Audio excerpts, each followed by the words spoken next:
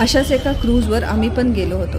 Sunset point, गोव्याचे folk dances, DJ, 1 तासाचा sale, असं बरंच काय काय आम्ही दाखवून आम्हाला पण सांगण्यात आलं की तुम्ही आमच्या क्रूजवर याल आणि तुम्हाला खूप मजा येईल. आम्ही गेलोसुद्धा.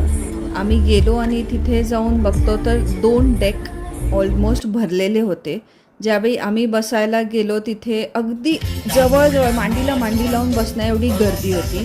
फोक डान्सच्या नावावर 2 डान्सेस करण्यात आले. ज्या डेकवर असाल तर तुम्हाला तो डान्स बघायला तरी मिळेल. वरच्या डेकवरून तुम्ही हलू पण शकत नाही, त्यामुळे तुम्हाला काहीच बघता येत नाही. ते झालं की DJ सुरू होतो. ते खुर्च्या बाजूला करून तुम्हाला तिथे जेवढी जागा मिळेल त्यात तुम्ही डान्स करू शकता. बघून मला प्रश्न पडला की एका शिपवर एका वेळी किती लोक असू शकतात, याला काही मर्यादा आहेत का नाही. दुसरी म्हणजे तुमची सेफ्टीसाठी इथे काय केलेलं असतं, तुम्हाला लाईफ जॅकेट्स तेवढे आहेत